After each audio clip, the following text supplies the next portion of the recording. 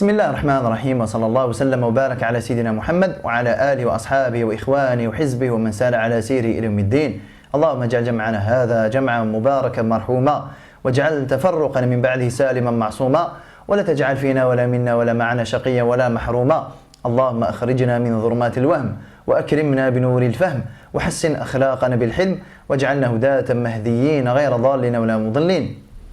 Tout d'abord, je vous adresse à toutes et à tous mes félicitations pour le mois de Ramadan, pour Eid al-Fitr. Je n'ai pas eu l'occasion de le faire auparavant du fait de mon absence pendant tout le mois de Ramadan. On reprend aujourd'hui, Inch'Allah Ta'ala, notre étude et on s'était arrêté avant Ramadan à ce grand événement qui était la grande allégeance de l'Ansar et nous avions fait le choix de ne pas entamer tout de suite le Hijra pour ne pas devoir la casser avec la rupture de Ramadan. Donc aujourd'hui, Inch'Allah Ta'ala, on reprend et pour les épisodes à venir, le plus important des événements de l'histoire musulmane. On peut le dire, l'événement le plus important, le plus déterminant, le plus profond dans l'histoire musulmane, c'est l'Hijra. C'est pas pour rien que les savants musulmans, les biographes, les historiens, tous les savants de la génération de Sahaba et de la génération d'après, ce n'est pas par hasard et ce n'est pas pour rien qu'ils ont pris l'Hijra comme référentiel chronologique et temporel pour l'histoire musulmane. Il y a eu des grands événements. Ils auraient pu prendre la naissance du prophète sallam comme point de référence. Ils auraient pu prendre le début de la révélation, le jour où le Nabi sallam est devenu prophète. Ils auraient pu prendre le jour-là. Ils auraient pu prendre la bataille de Badr qui a été déterminante pour séparer le haqq, le vrai, et le batal, le faux. Mais ils ont été unanimes pour dire que s'il y a bien un événement à partir duquel les choses ont radicalement changé et ça a donné une autre dimension pour les musulmans et l'islam, c'est bien l'émigration, l'hijra.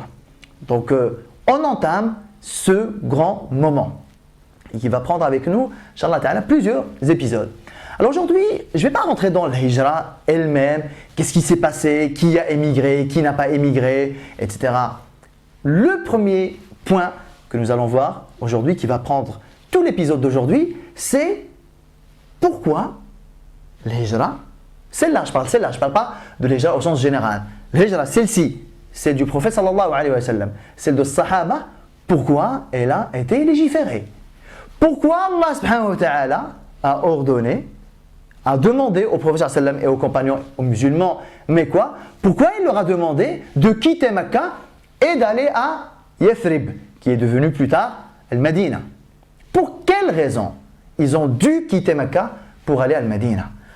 Alors lorsque on ne prend pas le temps d'analyser les événements de Sira, lorsqu'on ne prend pas le temps de voir un petit peu la portée de ces événements, lorsqu'on ne prend pas le temps d'avoir un regard un petit peu macro, un regard par-dessus, lorsqu'on ne prend pas ce temps-là, on a tendance quasi systématiquement à dire Sahaba, les musulmans, ils étaient persécutés à Mecca, ils vivaient mal leur islam était menacé, donc ils vivaient en quelque sorte en comprimé comme ça, il y avait une espèce de compression sur Nabi sallallahu alayhi wa sallam, sur Sahaba, et que ça devenait à un moment donné pas du tout supportable.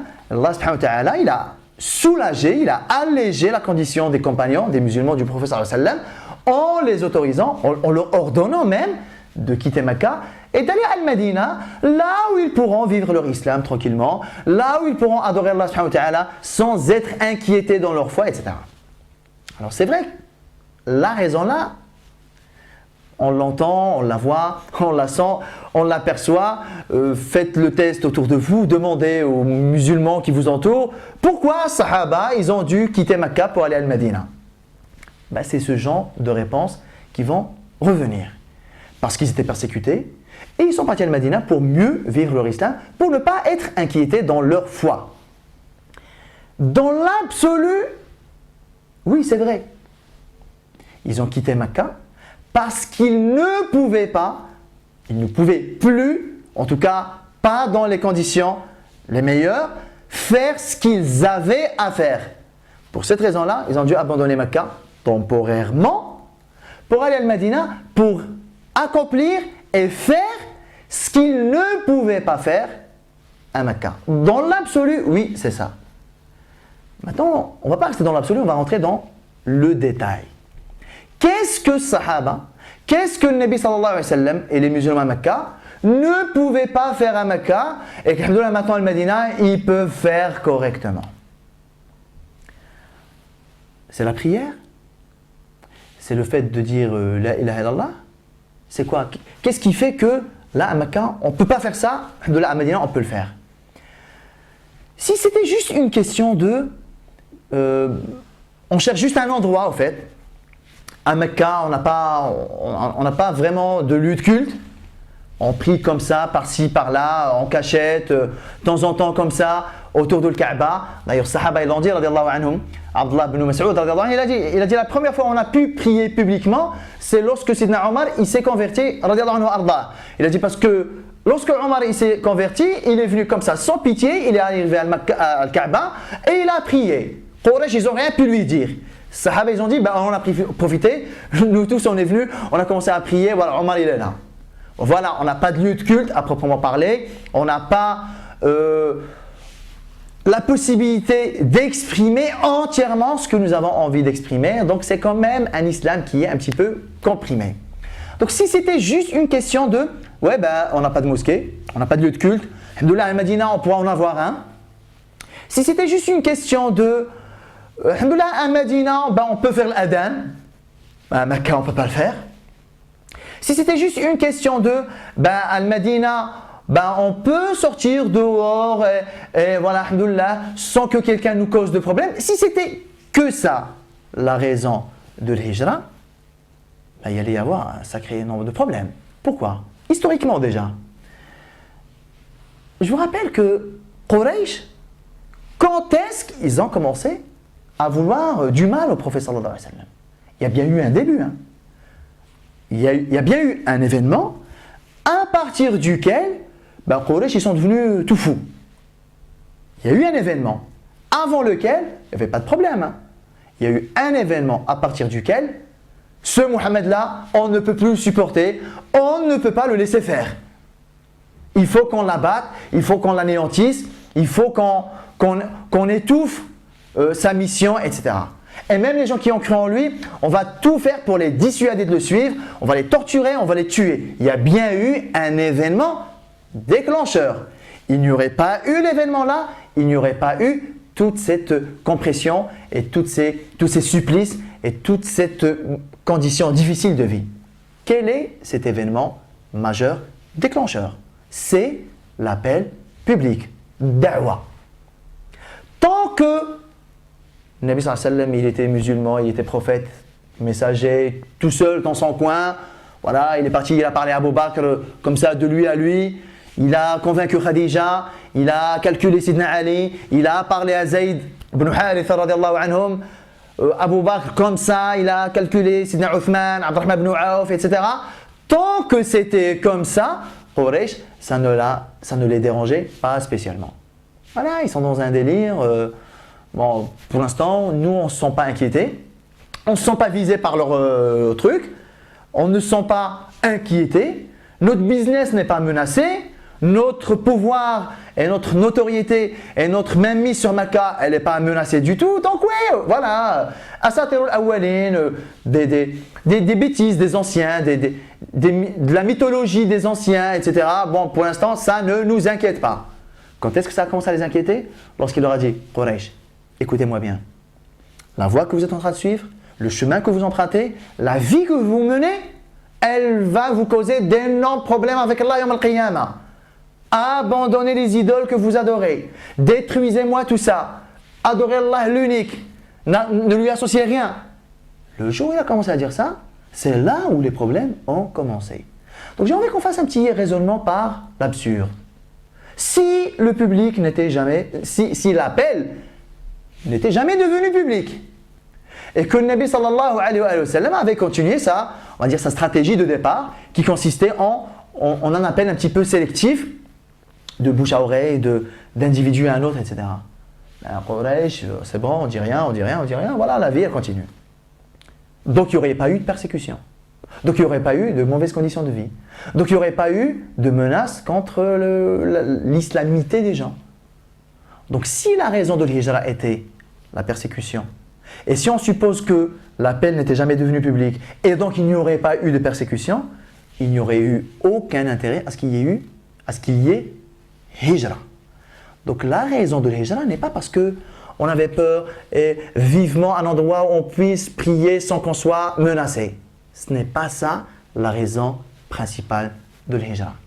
La raison principale de l'hijra, c'est que à Mecca, da'wa ilallah est au point mort. On ne peut plus appeler à Allah subhanahu wa ta'ala. Quraysh coupe et entrave et annule et sabote tous nos agissements en termes de da'wa. Ce qui prouve ça aussi, c'est que plusieurs fois, Quraysh, ils sont venus dire au prophète sallam, arrête d'insulter nos divinités. Abu Talib, dis à ton neveu qu'il arrête de parler bête de nos idoles. Dis-lui qu'il arrête, qu'on lui donne ce qu'il veut, juste qu'il arrête de dire la ilaha illallah. Donc ce qui dérangeait Quraysh, c'est le fait que l'appel était devenu public. Ce qui dérange Quraysh, c'est que le Nabi sallallahu alayhi wa sallam a intercepté les caravanes commerciales qui venaient d'ailleurs. Ce qui dérangeait Quraysh, c'est que le Nabi sallallahu alayhi wa sallam, il allait à la rencontre des pèlerins qui venaient des 4 coins de la péninsule arabique. Et il leur parlait d'Allah subhanahu wa ta'ala. Dites la ilaha illallah, je suis son messager, croyez en moi, suivez en moi. C'est ça qui dérangeait Quraysh. Non pas que le Nabi sallallahu alayhi wa sallam soit musulman, ou alors que lui, personnellement et individuellement, dise la ilaha illallah. Ce qui dérangeait Quraysh, c'était pas le fait que Abu Bakr dise la ilaha illallah. Ce qui dérangeait Quraysh, c'est que le Nabi sallallahu alayhi wa sallam, Abu Bakr et Sahaba, ils ne rataient aucune occasion pour appeler les gens à la voix d'Allah subhanahu wa ta'ala. C'est ça qui dérange Quraysh. Et c'est ça qui les a rendus fous. Et c'est ça qui les a fait réagir violemment. Donc aujourd'hui, j'aimerais que vous cassiez un petit peu cette représentation de l'hijra qui consiste à croire qu'il s'agit en fait de l'émigration, de l'exil d'un peuple qui était persécuté et qui en avait presque marre de vivre ce qu'il vivait et qui était à la recherche d'une terre paisible où il y a moyen d'adorer Allah subhanahu wa ta'ala tranquillement. C'est pas du tout ça. Il y a de la persécution, on n'est pas en train de dire le contraire. Mais ce qui anime, ce qui motive, ce qui a motivé les gens, c'est pas ça. C'est le fait d'avoir une terre à soi dans laquelle on va pouvoir enfin, pas juste faire la prière, on aura enfin une terre dans laquelle on va pouvoir construire un État duquel l'islam va partir dans le monde entier. L'arrivée à Medina, c'est juste une étape. D'ailleurs, on le voit bien dans l'histoire musulmane. Le Medina, c'est bon, voilà, Nabi Sallam est arrivé, 10 années plus tard, il a quitté ce bas monde. Donc l'arrivée à Medina et l'installation à Medina n'était qu'une étape. De quoi? Du départ de l'expansion de l'islam. Et on a vu le futuhat, et on a vu l'expansion de l'islam pendant le khilafat de Sidna Omar, principalement, radiyallahu anhu arda. Une autre chose qui nous indique que le hijra vers le Medina n'est pas une hijra de sauf qui peut. Même s'il y avait de la persécution, on est d'accord. Une des choses qui montre ça, c'est que si le but de l'hijra était juste fuyez, parce qu'on n'en peut plus de se faire insulter, on n'en peut plus de se faire rabaisser, on n'en peut plus d'encaisser, de subir la moquerie, même la violence physique, voire les meurtres. Fuyez parce qu'on en a marre de ça. Si l'hijra était synonyme de ça, l'hijra de Medina, si elle avait été synonyme de ça, mais sérieusement et honnêtement, et de vous à moi là, mais pourquoi le Nabi sallallahu alayhi wa sallam n'a pas autorisé tous les musulmans à émigrer vers l'Abyssinie? Ben c'est bon. Il a envoyé un petit groupe, vous vous en souvenez? Il a envoyé un petit groupe, quelques soixantaine, 70 comme ça, 80 même selon certaines narrations. Ils sont arrivés à Al-Habasha, vous connaissez l'histoire, ils ont échangé, c'est Ja'far radiallahu anhu, il a échangé avec le Najashi. C'est bon, ils ont été super bien accueillis. Najashi, il leur a assuré, il leur a garanti la liberté de culte. C'est bon, vous pouvez être musulman, pas de problème. Vous pouvez adorer Allah selon votre religion. Chez moi, vous ne serez pas inquiétés. Pire, vous savez que le Najashi, il s'est converti, il est devenu musulman. C'est quand même pire.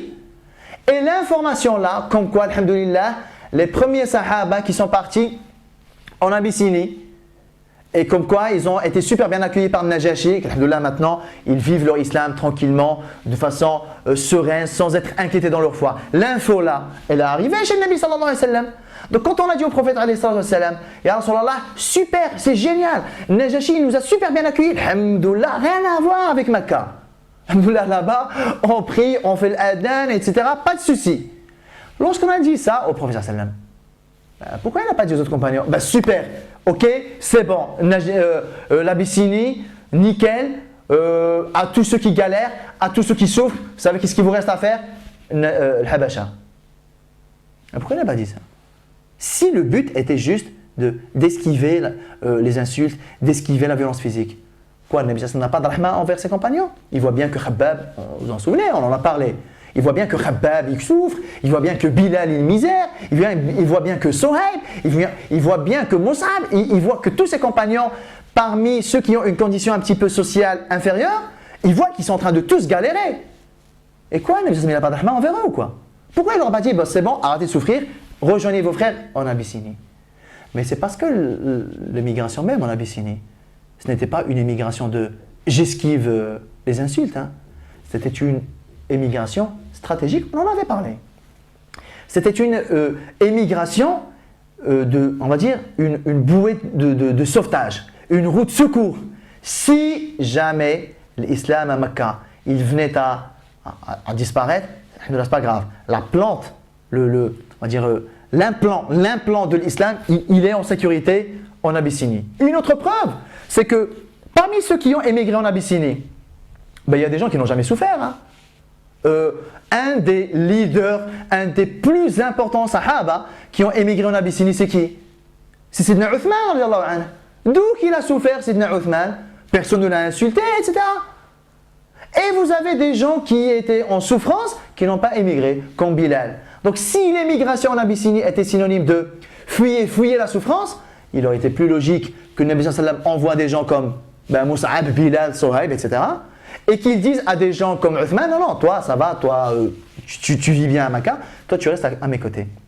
Le Nabi sallallahu alayhi wa sallam, vous savez qu'il a envoyé Sidna Uthman en Abyssinie, au moment où il était marié avec Kulthum, la fille du prophète sallallahu alayhi wa sallam. Le Nabi sallallahu alayhi wa sallam, il va envoyer sa fille là-bas, alors qu'il y a Bilal qui souffre à Makkah.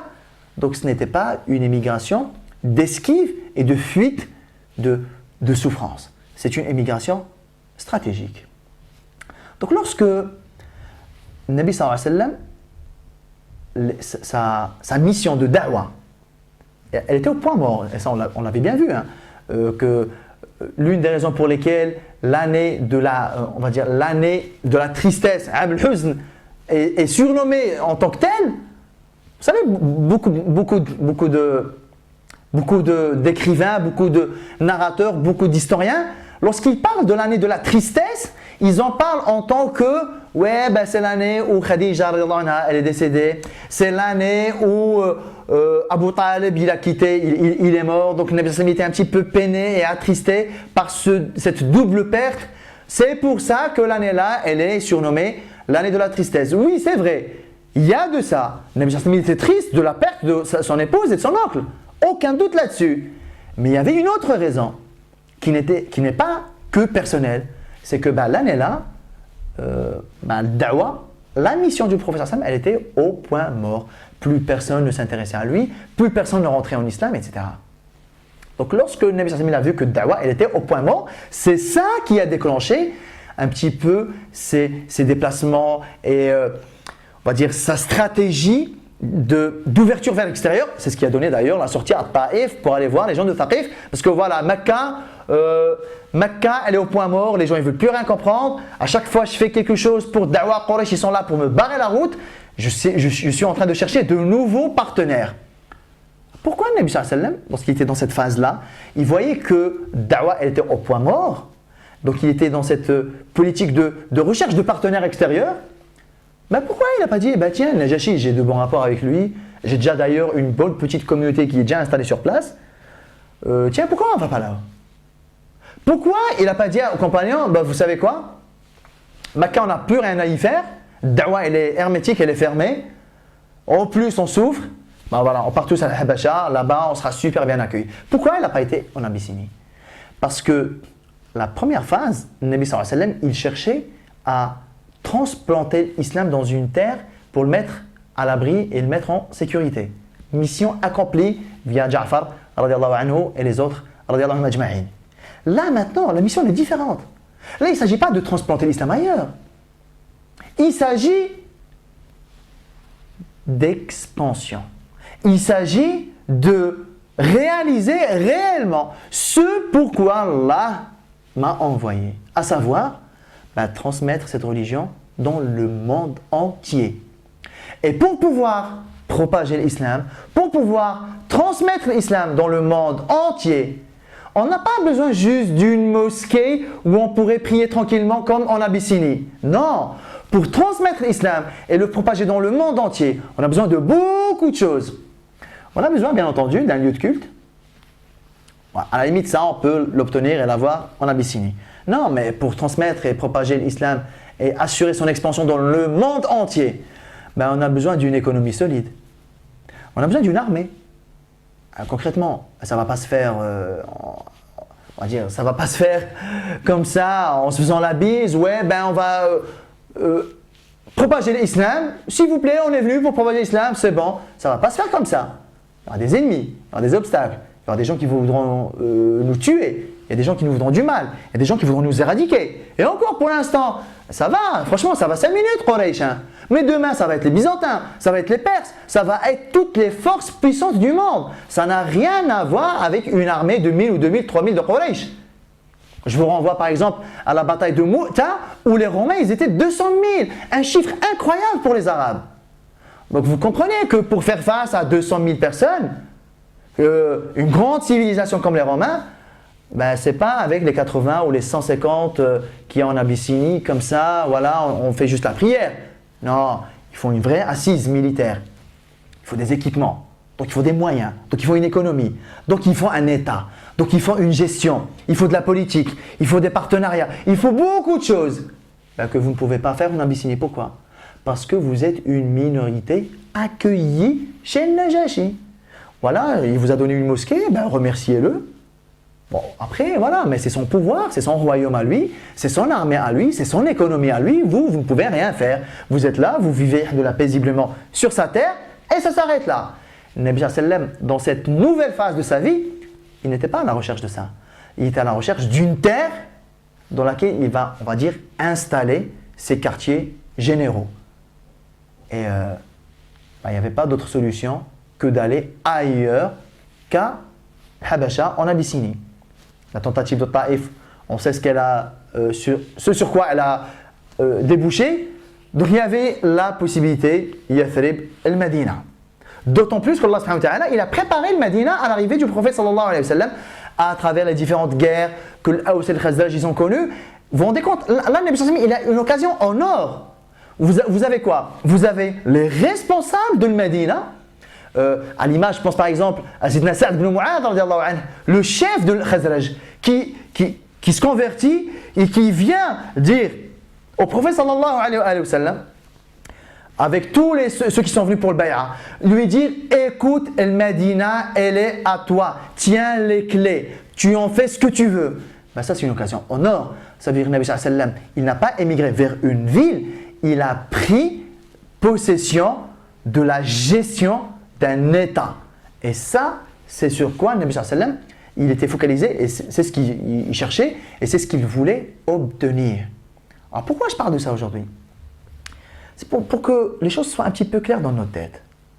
Ce qui a engendré et provoqué le hijra, ce n'est pas la persécution, même si c'est faux de dire ce n'est pas la persécution, elle a contribué très certainement, mais le noyau, le cœur de l'hijra, c'est le fait de pouvoir appeler Allah subhanahu wa ta'ala.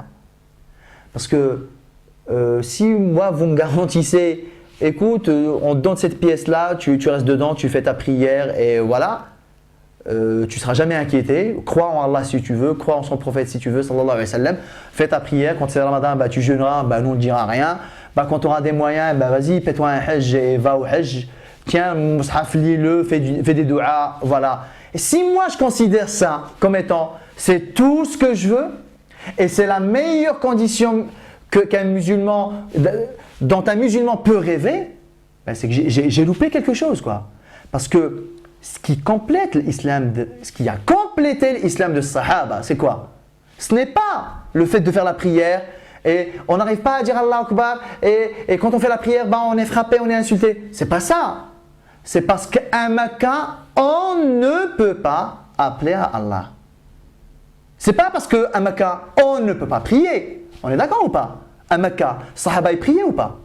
On cachait si vous voulez ou quoi. Et même, on a dit depuis la conversion de Sidna Omar, si, ils priaient publiquement. Donc, pourquoi ils ont été à Al-Madina? Ben, ça va, vous arriviez à prier à Mecca. Mais sauf qu'à Mecca, ben, j'arrive pas à appeler à Allah. Donc, le fait de ne pas pouvoir appeler à Allah est une raison suffisante pour ne plus rester là où je suis. Et là, ça nous donne, franchement, ça nous met une claque. Nous, aujourd'hui, ça nous met une claque.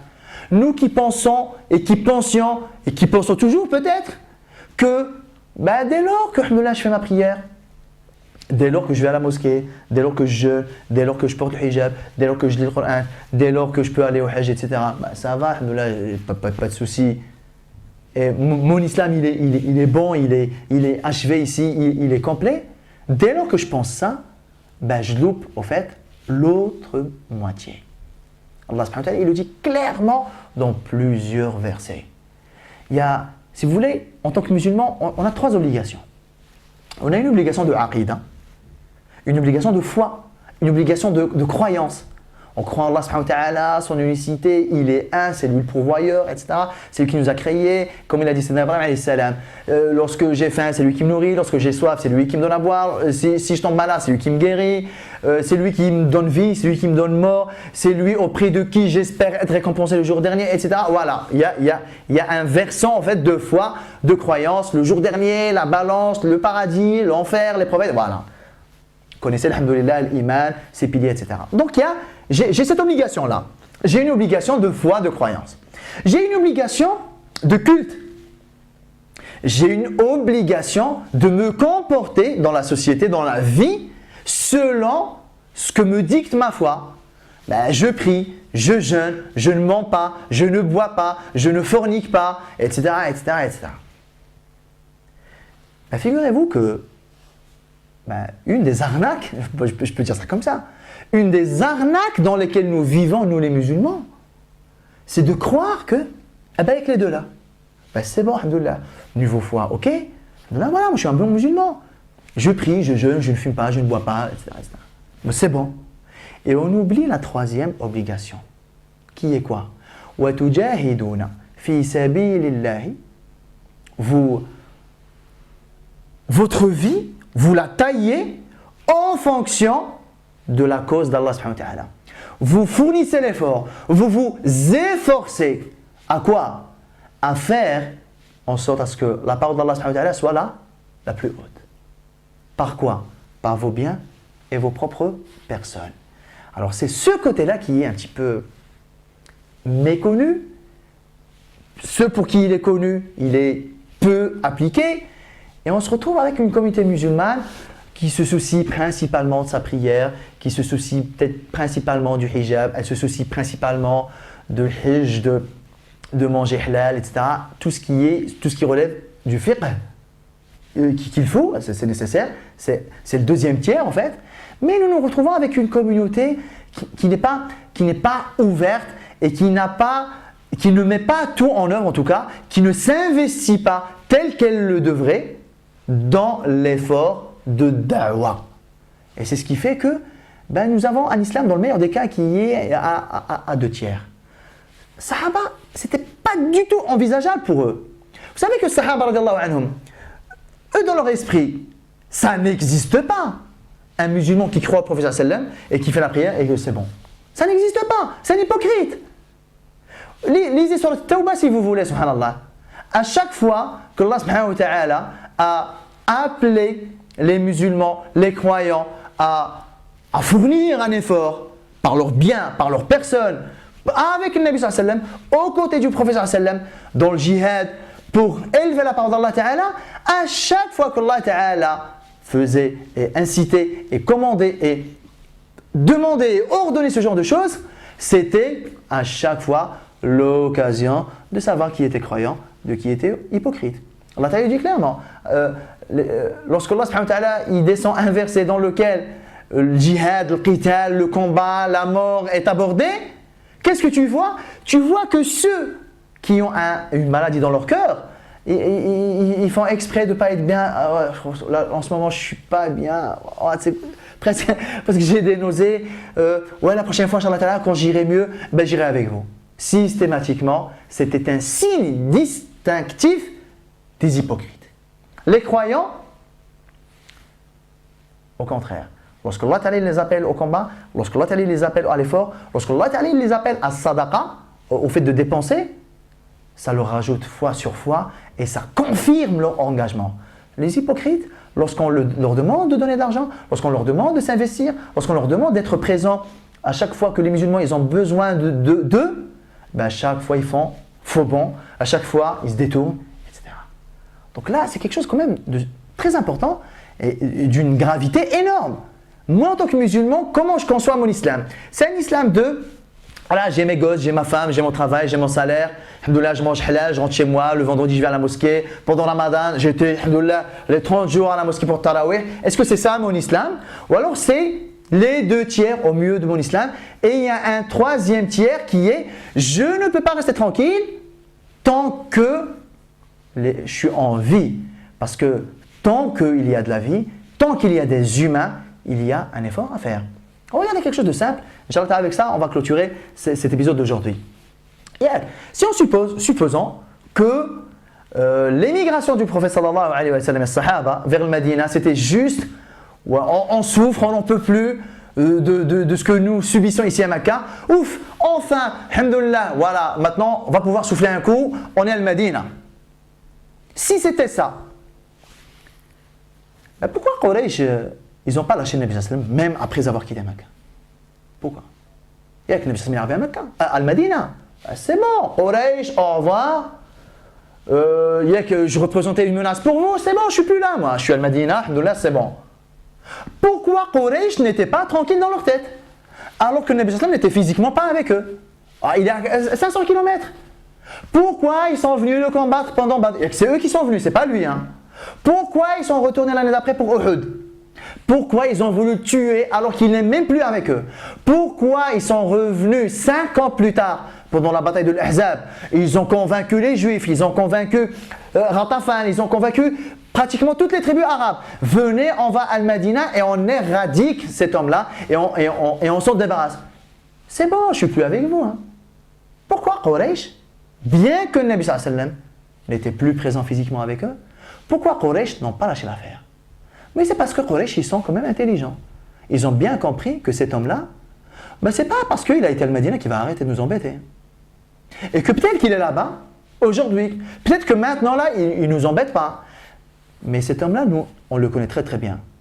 Tant qu'il y a encore un souffle de vie en lui, il ne lâchera pas l'affaire. Quraysh, ils ont bien compris que tant qu'il y a un être humain non musulman sur terre, eh ben cet homme-là, il ne va pas lâcher l'affaire. Donc Quraysh, ils ont bien compris que, franchement, qu'il aille au Canada, qu'il aille en Australie, qu'il aille partout dans le monde, tant qu'il sache qu'à Mecca, il y a encore des non-musulmans, il ne va pas nous oublier pour autant. Donc je ne sais pas qu'est-ce qu'il va faire là-bas. Bah, tôt ou tard, il reviendra. Et tôt ou tard, il nous causera des problèmes. Et il va falloir que nous on réagisse avant que lui, il se fortifie. Là, c'est pire. Il est parti là-bas. Maintenant, il a du soutien. Maintenant, il a des hommes. Maintenant, ils ont des armes. Donc, on a intérêt à l'éradiquer là-bas. Ce qui montre que le souci de l'hijra n'était pas un souci de j'essaie d'améliorer moi ma petite condition de vie. Voilà. Là, je suis pas bien. Je vais là-bas. Ben là-bas, je vais être bien. C'est pas ça. L'hijra, c'est là, j'arrive pas à appeler Allah. Là-bas, je pourrais. C'est ça l'hijra. Et ça devrait en fait un petit peu chambouler un petit peu notre organisation et comment nous on organise et comment nous on conçoit notre spiritualité et notre islam. Est-ce que c'est un islam qui est orienté vers soi? Je me débrouille au maximum juste pour pouvoir m'en sortir moi en fait. Moi mes petites conditions, voilà. Là j'arrive pas, là j'arrive. Mais quoi? J'arrive à quoi? La prière? Ou alors ici j'arrive à accomplir mon rôle de Amr bil Ma'rouf et de Nahy anil Munkar, sur cette terre-là, j'arrive à condamner le blâmable et j'arrive à prôner et à appeler au bien ou pas. Si j'y arrive, j'y reste, même si je souffre, à titre personnel et individuel. Si je n'arrive pas à appeler au bien et je n'arrive pas à condamner le blâmable sur cette terre-là, je pars, même si je suis dans des conditions favorables. Ça, c'est l'enseignement que je voulais partager avec vous aujourd'hui. Et de toute façon, les gens, on va y rester 3, 4, 5, 6, Allah ta'ala alam, combien d'épisodes. C'est l'événement le plus important de notre histoire. Wallahu ta'ala alam. Wa sallallahu wa sallam wa barak ala sayyidina Muhammad. Je vous retrouve la semaine prochaine. Assalamu alaikum wa rahmatullahi ta'ala wa barakatuh.